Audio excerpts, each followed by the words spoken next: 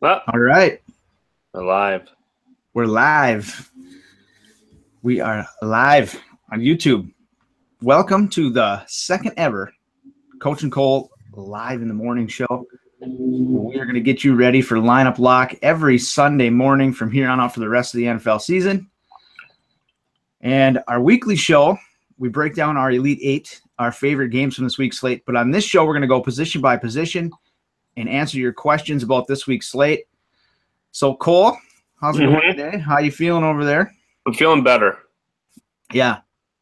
If you guys listen to the show on, I don't remember when we recorded it. I was so sick. But I woke up that next day feeling good. Yeah. Well, not feeling good, but feeling better. Feeling better. So I'm ready to go. All right. That's good to know. Yeah. That's good to know. So let's get ready to go. I got a throat lozenge. Before we get into that, I want to run down these fantasy relevant injuries right now. Let's go through these injuries. Just in case any of you guys are not aware of what's happening.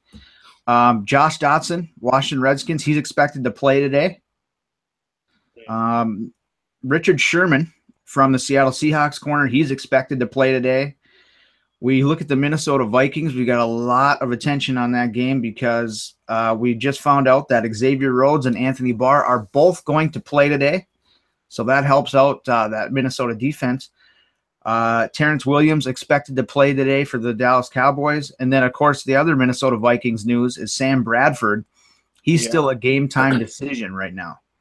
Last I saw, I literally saw it. He was hobbling around on the field in kind of a warm-up type of thing. He's a game-time decision. And with that game, if he can't go, that obviously downgrades Thielen and Diggs. Right. But I also think that just upgrades the whole Pittsburgh offense in general.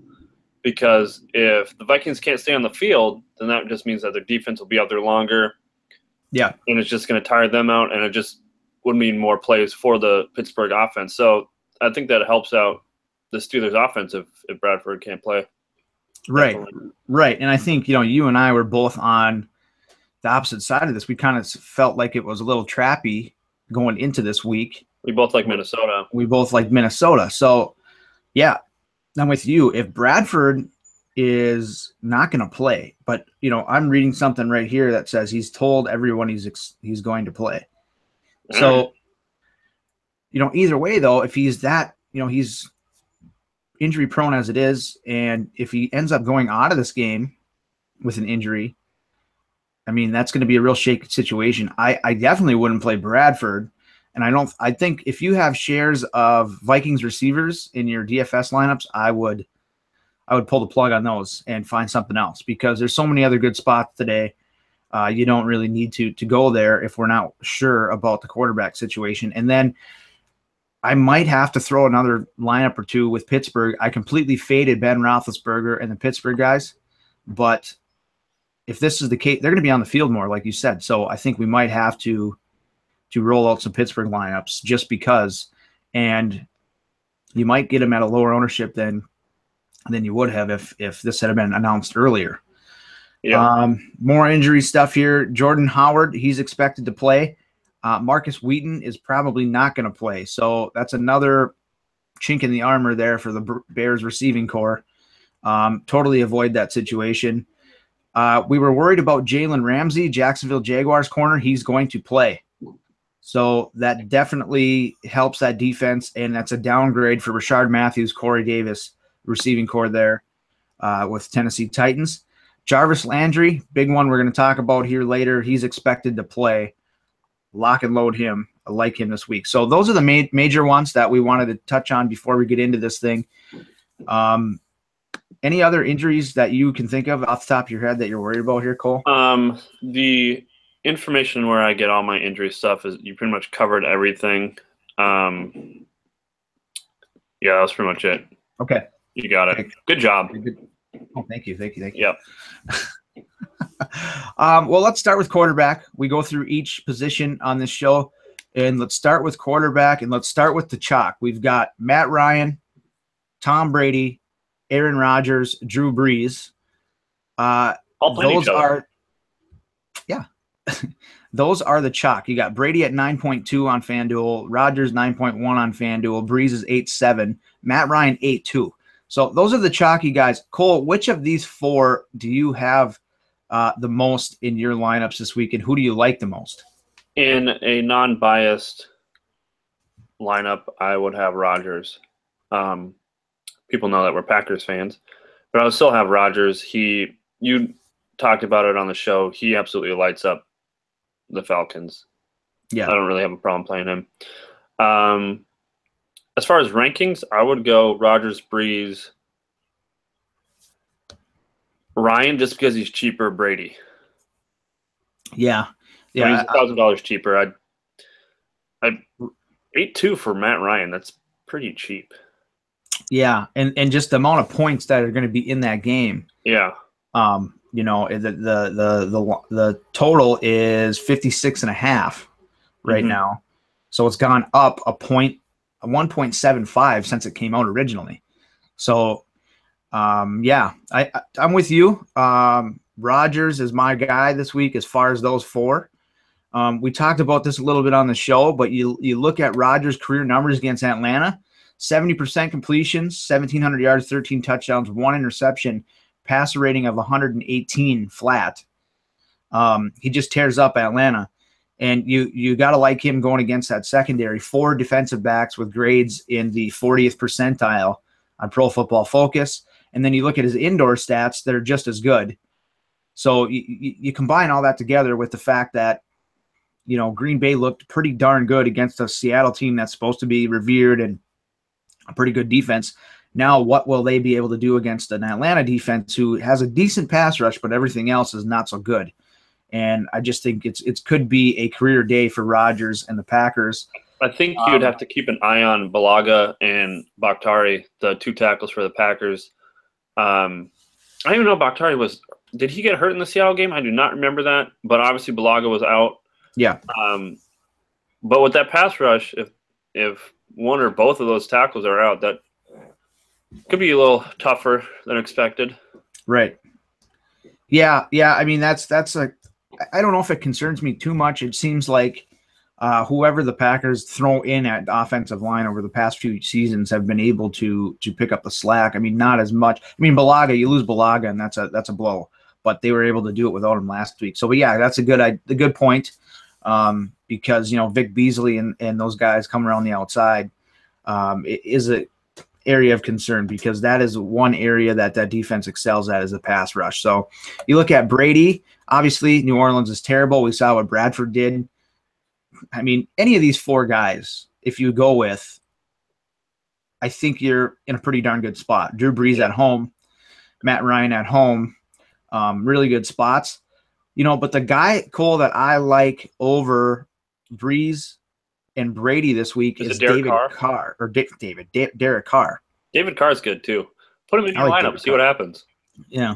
He's 8.3, and he's taking on the Jets. He's under the radar. I think you're going to get him low ownership because these 4 guys are going to take – and then Russell Wilson against San Francisco.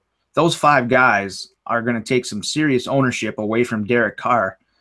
And he is going to just destroy that New York Jets defense. Not to mention, again, like the situation we could have in Minnesota, the Jets offense is so bad that they're not on the field. And at least for the first 3 quarters, I think you're going to see just a beatdown from Oakland until maybe they pull off the dogs and the Jets maybe get some garbage time stuff going on. So, and you know, with Seattle, around game time, there's upwards of 60, 70, 80% chance of rain. So that could cause some turnovers for Russell. Yeah. So that's interesting. That. Yeah, definitely. Weather there on the West Coast is iffy. Yeah, that's iffy. I don't have a lot of Seattle. Oakland is 0%, so you're good. Okay, that's good. Good. Let's move it right down the list here. You've got Cam Newton, 7.8. Carolina taking on Buffalo. You like Newton at all? Not really. I don't know. I don't have any specific reason. I do like Buffalo's defense just in general. Okay, even after all those moves they made to unload some of that secondary. Yeah. Okay. Because I don't know what's going on with Cam, but he likes to overthrow his receivers. He just has a history of that. So I think that maybe some turnovers could happen there. Yeah, that's always a possibility. I mean, he seems to have with this past year. I mean, he didn't have anyone around him last year. So let's see what he's able to do, this season with McCaffrey and these other guys they brought in. So, and there's guys right around his price range, Mariota and Winston, 79 and 78. Yeah, that's the thing. And Newton's 78, so why not just go with Winston or pay 100 more for Mariota? I don't have a problem with that. I'd play Winston. I am playing Winston a little bit because I just think that they're going to have a field day with Chicago. I know we've said the same thing about Atlanta, and they didn't really come through for us, but I just think that this Tampa Bay team is going to take it to them this week. I don't think Chicago is that good. First week jitters, whatever the heck you want to call it. Yeah. Are there any cheaper guys that you really like? Yeah, that's kind of, Flacco at $7K against Cleveland. I really like Flacco. If you're going to, I like the Flacco-Macklin stack. I've got a lot of Jeremy Macklin. I just think it's a good spot. We've seen Flacco only throw 17 passes last week. And we talked him up all off season about being this offense that throws. That's not going to happen again. They're going to throw the ball a little bit more this week. It was just a perfect game flow, and they didn't need to throw. So, right. I mean, who's to say they're going to need to throw this week? 4 interceptions. So, right. I mean, so again, if that defense turns the ball over, maybe you see some of the same thing. But I just think that you can't expect that same kind of thing 2 weeks in a row. I like Flacco, and then I like Jay Cutler too, 6.9. Everybody seems to be on the Chargers defense for some reason. I don't really see it. I mean, Perriman's on the IR.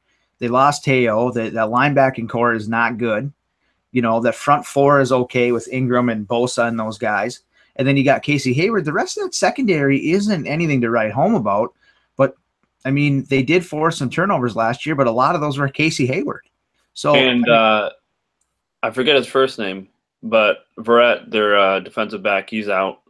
I just think that he's their second best corner. And if he's out, I mean, that is a huge bump to Miami in the receiving core. And then we talked about on the show, the slot guy from Denver, he's Fowler. He caught Benny Fowler. Yeah, he caught the 2 touchdown passes last week. And now you got Landry coming out of the slot. I like it. I like Cutler. He's way under the radar. You could get him at next to no ownership. So you definitely should do it if you are a multi-lineup guy. That's pretty much it. Here's the problem with quarterback this week. Those top 4 guys are in such good spots. It's going to be hard not to have a majority of those guys in your lineups. And if you're a one lineup guy, I think you have to have one of those guys. Simple as that. Look out for Rivers too. Oh, Rivers. Yes. My fault. I forgot to mention Rivers. I love Rivers. Love Rivers. Let's move it over to running back. We've got, DJ's out. Let's see what we got here. Let me pull up the point. Le'Veon Bell's at 9. Yeah. Zeke's at 8.7. McCoy 8.6, and Devonta Freeman is the only one above 8,000 at 8.1. Out of those guys, I would probably prefer, LeSean McCoy, because I don't like Le'Veon Bell until, we saw last week he didn't do anything, and I get that they're at home, but this Minnesota defense is legit. Zeke is going against a really good defense in Denver, and if they just stack the box, I don't see. They can do that. That's the thing. Like, nobody's talking about they have the corners to leave on an island, and it's fine. They have 3 really good corners. Exactly. So, on the show, one of my calls of the week was that C.J. Anderson in that same game is going to outrush Ezekiel Elliott. Yeah. I think it's a good possibility. Now, on the flip side of this, I had a guy talking to me yesterday about, I'm definitely going to lock in Elliott because nobody else is going to play him. So I get that. If he breaks, let's say he breaks a 30, 40-yard touchdown or something like that, it's going to pay off for you. But to me, I just think there's too many other good spots. And you talk about McCoy. I like McCoy. And then if Bradford's out, then Bell's going to get an uptick because there's a good chance that Minnesota's going to turn the ball over and they're going to run the ball more. Yeah. So, I mean, then Bell's in a better spot. You look at Melvin Gordon. I love Melvin Gordon this week. He is in a majority of my lineups. He's in a lot of like optimal, whatever sites you want to use to like look up whatever, like, hey, give me the best lineup. Melvin Gordon's in almost every single lineup for that. Yeah. Yeah. Speaking of that, Draft Manager's optimal lineup, I won't give it all away, but if you go over to draftmanager.com, one of our sponsors, Melvin Gordon's in their optimal lineup. So, he's a guy that a lot of people are on, including myself. It's a good situation there. Miami's not good against the run. And we talked about when he runs to the left, he averages 6.1 yards a carry off tackle to the left. And Dominican Sue lines up on the right side of that, I almost said San Diego, LA offensive line. So if they run away from Sue, which they should do, he could have a huge day. Yep. He's at 7.6. Then you got Kareem Hunt right at that same price point. I think if we were to lock these lines, like let's say Wednesday, Thursday of this week, he would have had huge ownership. But he seems to be fizzling out the closer we get to lock here. How much do you still like Hunt, and are you playing him a lot, or are you kind of staying away now? I still like him. I mean, I said it before on our first episode, not this web episode, but our first fantasy episode for our show, that an Andy Reid running back is going to get touches. Yeah. And we saw what he did week 1. I mean, it's not like they're going to shy away from him. Still going to give him a bunch of touches. Right. Honestly. Yeah. I mean, that's just it, right? I mean, you've got Kareem Hunt, 7-8, and I agree with all the stuff. I mean, there's no reason to think that he's not going to get. Now, is he going to get 43 points or whatever it was? Probably not. But 15 to 25, I think you're right in that ballpark. I mean, there's a chance of it. Philadelphia is nothing too scary as far as the run D goes. And then as much as they involved him in all facets of their offense, I think he's a good play. My camera keeps going out. Are you seeing that? No, I think you're good. Well, now I'm good because I keep going out and then I have to just re-click back in. I don't know what's going on. My internet's fine. No, I see you're loud and clear over here. Hopefully it's not. I don't know. I don't see nothing. Well, now I'm fine. I know that. Let's see. Where were we? Oh, Freeman. You mentioned him a little bit. Thanks. You're gonna go no thanks. That Green Bay run D is really good. I just think in this type of game, if they get him the ball in space, he can break one. In that game, though, I think I like Tevin Coleman more, and we kind of talked about that on the show. He is so much cheaper, 5.6, with the same amount of upside, I think, especially because Green Bay is good against the run. They're not so good against a running back pass. So he's a guy that catches the ball more out of the backfield than Freeman. They both do it, but Coleman is in that situation more of the time than Freeman. So I like Coleman better. 8.1 is hard to stomach this week on Freeman. It just right, because there's a lot of cheaper options out there, and some other cheaper options that I like. I like C.J. Anderson only because he's going to get a bunch of touches. You would assume that he's their leader in the red zone as far as getting touches in the red zone. Gillislee, he's at 6.7. With the scoring that's going to happen in that game, he's going to get a couple goal line touches. Right. I like Dalvin Cook as well, especially if Bradford's out.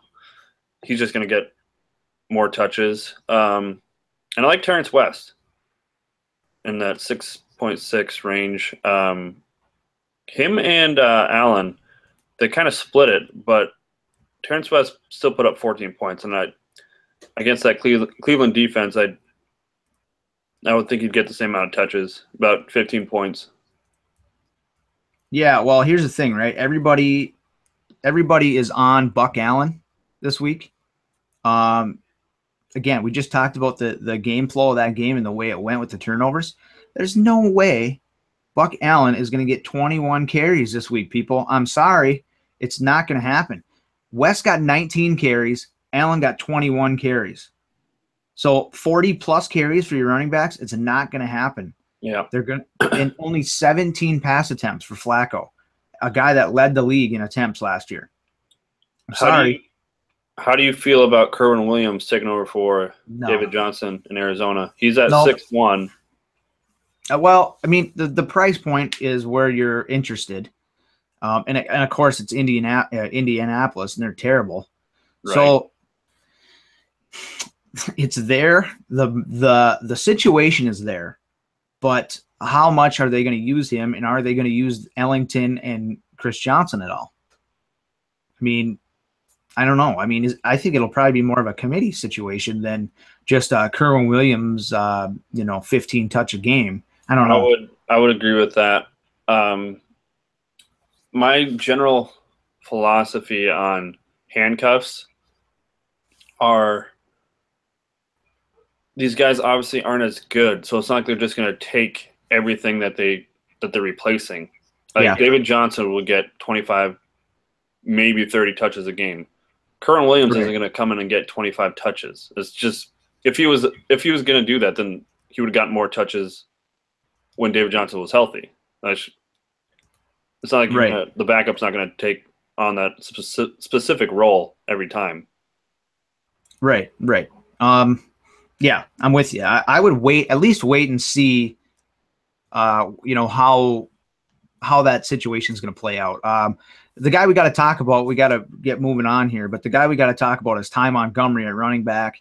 He's really chalky right now, but I don't care. 6'5", taking on Atlanta. He's my number one running back this week. They are terrible against the running back pass. He ran 38 routes last week, most in the NFL.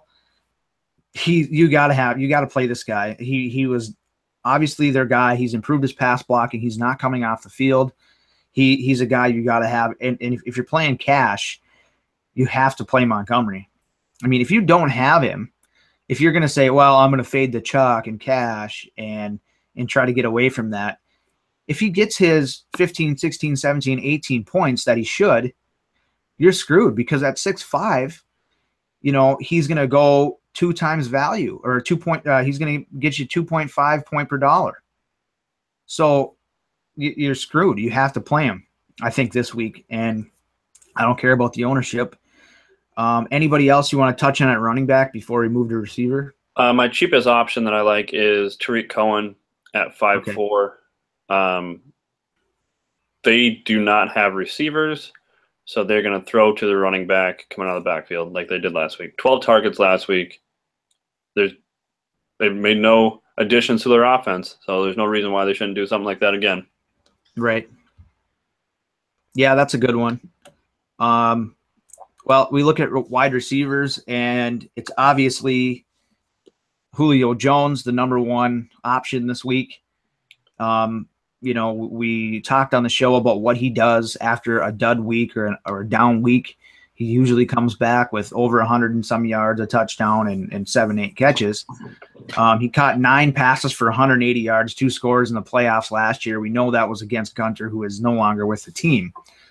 But, is there anybody that you would play over Julio Jones this week? I mean, anybody you like more than him? Yes, because I'm biased. I like Mike Evans. Okay. A little bit cheaper. Obviously, in a really good situation. Yeah.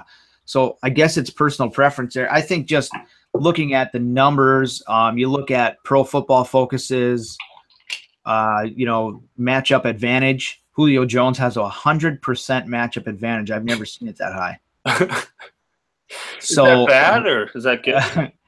I mean, you look at the Atlanta receivers: Jones 100%, Gabriel 90%, Sanu 78%. They're the top 3. So that's ridiculous. So obviously, Pro Football Focus likes Atlanta this week, and with good reason. But I think that's why Jones is the number one guy this week. You talk about Evans, I mean, yeah, he's in a great spot. There's not a lot not to like there. Let me just pop this up quick here. I mean, he's going to get his targets. Last year, he led the league in targets. And I know that they got Deshaun Jackson, obviously, and O.J. Howard, but Jameis loves that dude. He's still going to force feed him the ball. I'd say maybe he'll average 10 targets this year instead of 11. But besides that. Yeah, he's still going to get the ball. Antonio Brown, he's the most expensive receiver on the slate. Taking Minnesota on, is that going to weigh on Bradford as well, or are you playing him regardless? If I was going to play him, Bradford wouldn't matter to me one way or the other. We saw last week 11 targets, 11 catches. It doesn't really matter. I mean, we said on the show, this guy's matchup proof. Doesn't matter who he's playing. He's still going to get the ball. Yeah, no doubt. You look at Amari Cooper taking on the Jets. I don't mind that. No, I really like Cooper this week because I just think that obviously, especially in tournaments, you can always play Cooper in tournaments. He's just that big play guy. And you look at his matchup here on Pro Football Focus. I just seen his name. Maybe I didn't. I don't even know who the Jets corners are anymore. He's going to get Justin Burris most of the time, and he's terrible. Yeah, exactly. He's not good. So Cooper is in a huge matchup there. I'm going to go down the list here and let you guys know who the best matchups are advantage-wise. You got Duke Johnson Jr., who is the fourth best matchup here on Pro Football Focus. And I did mention him a little bit on the show, I think, and I like him this week. I really do. I mean, he played almost the entire game for the Browns last week, and if he's going to be running out of the slot against Ladarius Webb there, I think it's a good spot. Larry Fitzgerald, how much are you going to have of him? Quite a lot, actually. He's pretty cheap. What is he at? 666? Yeah, 6,600. And I've said on the show before that weeks 1 through 6, 7, or 8, about midway through the season, he's a top 5 receiver the last 2-3 years. And going against that terrible Indianapolis defense, I don't see any reason why he shouldn't have an uptick from that. He had 10.4 points last week. I would expect something around 15. I think that'd be pretty good for him. Yeah, I'm with you. I like Fitzgerald. I'm playing him. Let's talk about this New Orleans-New England game. You got Michael Thomas, Brandon Cooks. Which guy do you like better, and are you playing these guys, or what's your take?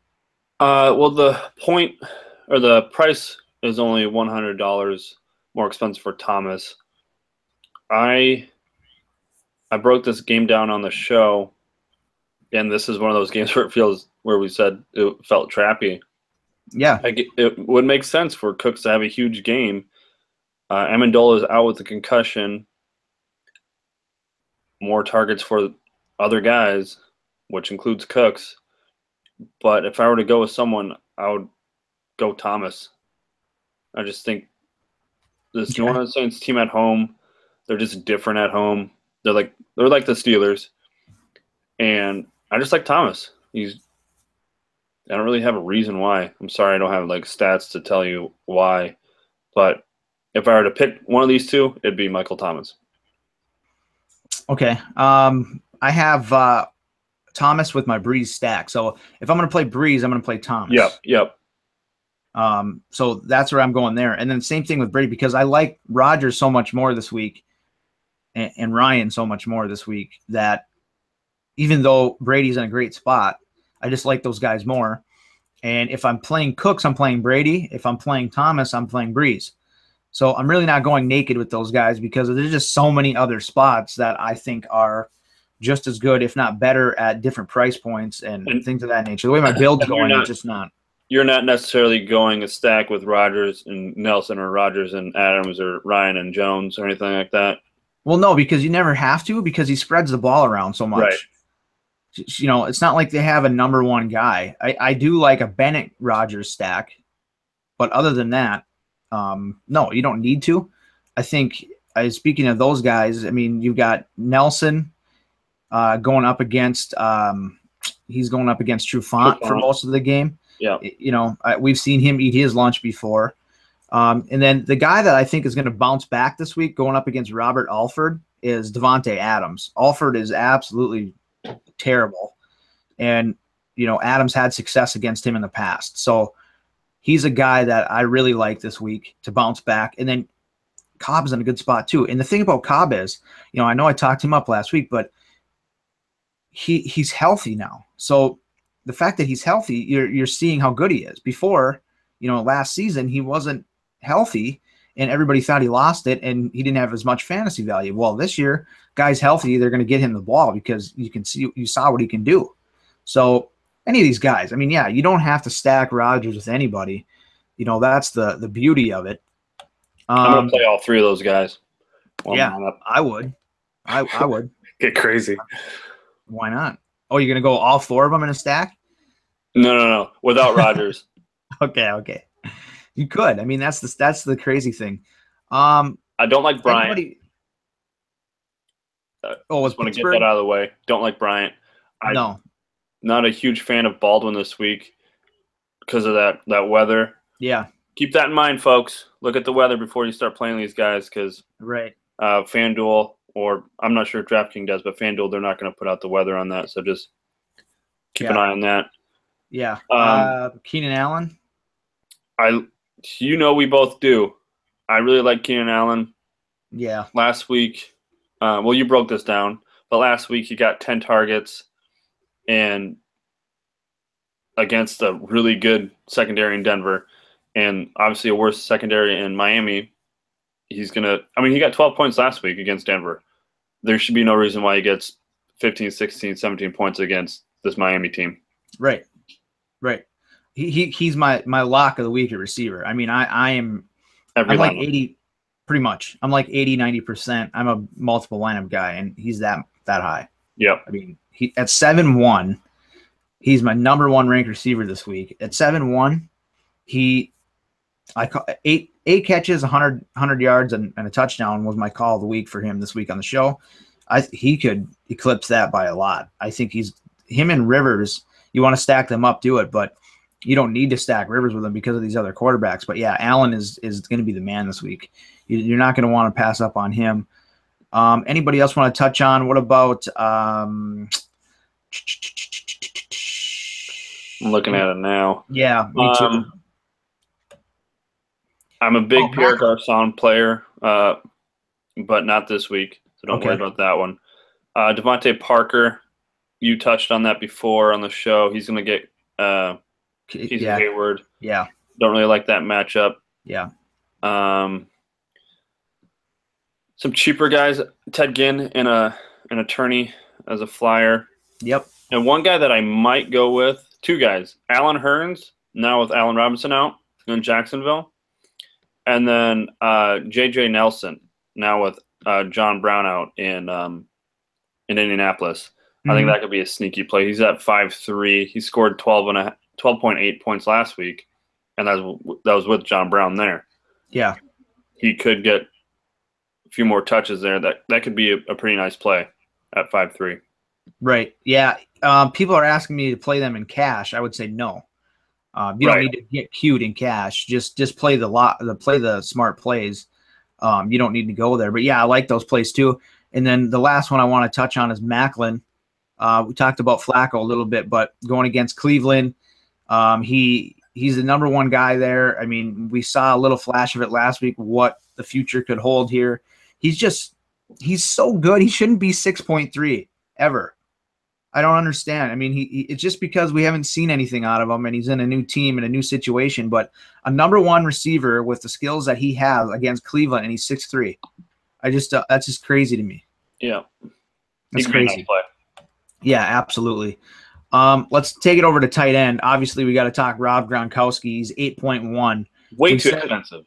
Yeah. He hasn't had a good game. I talked about this on the show. I don't know how many times we're going to say that sentence. We talked about this on the show. But we talked about this on the show. He hasn't had a good game since October 30th of last year. We saw last week, to me, he looked, maybe it was just rust, I don't know, but he looked slow, sluggish, only 4.3 points. And I get that he's Yeah. the best tight end, probably a top 5 tight end of all time, like skill-wise. But I'm not playing him this week. This is one of those trappy things. I don't know. Just this game feels weird to me. If I were to go like on a pivot off that, because I feel like none of the top guys really did anything. But a guy that I really like is Zach Ertz in Philly. He's at 6'1". It's like $2,000 cheaper. And you know, the one thing though we should point out about Ertz, and you said that, was that Eric Berry only covered a tight end in man coverage 16 times last year? 17 times last year. So don't if you're on the thought process that Eric Berry's out, so I got to play Ertz, it won't matter either way, really. Right. I'm still going to play Ertz, but I'm not playing him because of that reason. Right. So if you don't like Ertz and then you want to play him because of that, it doesn't matter. So you got to just, you know, if you like Ertz, you like Ertz, but it's not because of Berry. Yep. So, okay. Jordan Reed, 6.4, taking on the Rams. I kind of like Reed this week. You do? I do. I don't like teams in general that travel cross country, and that's just a personal thing of mine. And I get that they're playing the Colts, but the Rams defense is legit either way, and they get Aaron Donald back this week. I think it's going to be a tough week for that receiving core with I do. Kirk Cousins at quarterback and Reed and Pryor and Crowder. I'm not touching any Washington players this week. Okay. I kind of like him though, just because he's got big play potential and he's a good tight end. He's not a lock or anything. Yep. Bounce back, Jimmy Graham. Yeah, he's in a good spot. And mute me on your second screen or whatever. We got an echo going on. How do I mute you? Or maybe we don't. Maybe we just got something weird going on here. Because I don't know. Because I haven't done anything. I'm hearing myself twice. You haven't done nothing? Nope. Okay. Well, maybe it's just me. Hey, let us know in the comments. Are we echoing? Yeah. Huh. Graham though against San Francisco. But what about the weather though? Are you concerned? Nah, I think once they get in the red zone, I think that'll just be his area. Yeah, okay, I like that. Delaney Walker, Jacksonville, taking them on. I kind of think that they're in the same situation with Jordan Reed as far as playing a really good defense. I think points will be tough to come by in that game. We saw last week against Oakland, who has a poor pass defense. They have good pass rushers, but they have a pretty poor pass defense. They weren't able to do a whole lot, and Jacksonville's got a better defense than Oakland. So I would stay away from Walker this week, especially on the road. I mean, I just think on the road is just rather not. We talked Rudolph on the show about how much we liked him. With Bradford out, you can't play Rudolph. Yeah, I'm going to have to make some adjustments there because he's super cheap. He's at 5.5. Yeah. And I really like that price point for a guy who's going to get a lot of throws his way.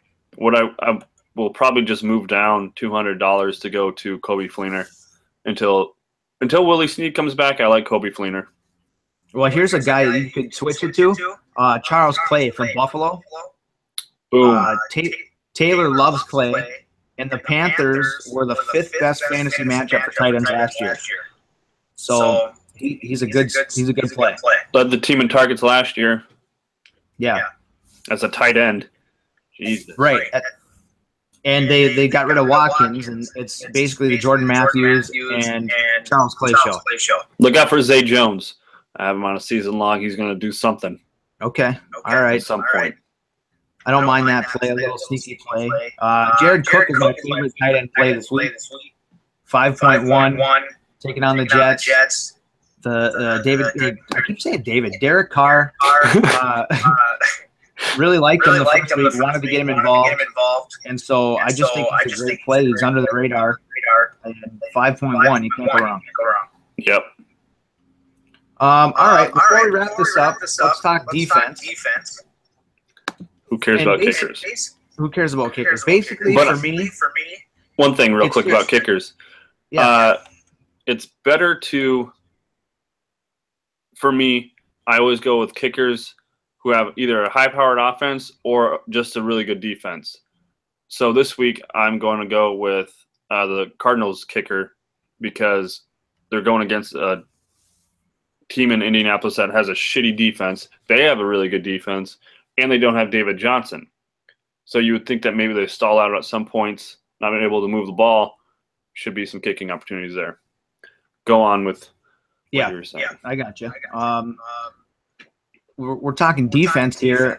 Yep. And I think it's just really simple for me this week. It's the Arizona Cardinals, and move on. Yeah. Hold on. David Johnson says he plans for a major comeback after his surgery. Cool. You could go Raiders, but they're $300 more. I don't see why you would do that. No. Like we saw what the Rams did last week. Mm-hmm. Arizona is just as good or better than the Rams on defense. Yeah. And on offense. So why would you not? Exactly. Doesn't make sense. Everybody's getting cute. I'm hearing people saying, "Yeah, I'm going Washington. I'm going Seattle. I'm going Tennessee." What? No. Just don't do it. Arizona. Here's the thing: if you need salary and you can't go Arizona, then I really like Tampa Bay. They had 29 turnovers last season, and they're taking Chicago, who's got a banged up Jordan Howard now, and no receivers. So what are they going to do? And Glennon's going to play from behind, throw the ball around, turn it over. And watch out. Again, Sam Bradford, if he plays, either way. But Pittsburgh is also a cheaper option. But if he doesn't play, that's not a bad play either. Yeah, that's a new one. See, I like Pittsburgh too if Bradford's out. Yeah. I don't mind Baltimore 4.7 against Cleveland. But still, Pittsburgh put up 18 FanDuel points on Cleveland last week. So right. Yeah, and he got Kaiser got sacked 7 times. So we'll see if he's able to stay upright. Yeah. But I just think it's like Arizona 5.0. Just move on. It's an easy play. Yep. And if you have trouble fitting lineups or you're not exactly sure how to do certain things, what I always start with is defense, kicker, and tight ends because they're your cheaper options. And then unless you like a certain quarterback, I would start with one running back and one wide receiver as far as your most expensive options, and then move down from there. Because if you go just – do you have a fantasy question? Nice. It's easier for you to do it that way. It's easier for me to do it that way because then you know where your price points are and you know how much cap you have left. And if you start with a quarterback, start with your running back, start with your wide receivers, and then you end up having terrible tight ends and kickers and defenses because you don't have any money left. It's just easier to manage your money that way. Yep. No doubt. Well, that's pretty much everything. We've gone through all the positions here. Yep. And we're about 15 minutes over our half hour, but that's all right. We had no hard time limit this week. No, we didn't. Subscribe. What is it? Well, put your thoughts in the comments. So, subscribe and leave your thoughts in the comments. Let us know what you think in the comments. Yeah. Like all YouTube videos. Yeah. Anything else you want to cover before we get our lineups ready and watch some football? Can't really think of anything. I think we did a good job of covering I do too. stuff. I like that. Ty Montgomery, Keenan Allen, Cardinals. That's yours too. That's your 3. Yeah. Okay. I like the Cardinals defense, and I like Keenan Allen, and I like Larry Fitzgerald. Yeah. I'm gonna just play those 3 and see what happens. There you go. If FanDuel Play that mini. Play the FanDuel mini, and you can put those guys in there. All right. All right. What were you gonna say about my? Yeah. Did you do that? Is that? No. I did not paint that. My aunt did though. She's quite the artist. Huh. Yeah. So shout out to Aunt Donna. She's I mean, I just think it's sweet. I was over at her house yesterday. Yeah. And she said I don't want it. And she painted it, so there it is. Perfect. You'll take it. Yeah. So perfect. All right. Well, hey, let's get something to eat. Let's watch some football. Go back, listen to our show 73 times, and have your mom and your dad and your uncle and your cousin and your sister and your brother watch it. Watch this and listen to us on Blog Talk Radio, iTunes, TuneIn, iPhones, Androids, iPhone Windows 10s, iPhone X's. They cost $1,000, but yeah, I don't know who wants that. Well, if it's another way to listen to the show, you should get it. Oh, I guess. Yeah. All right, we're out of here. At Coach See you guys later. Peace. We're done.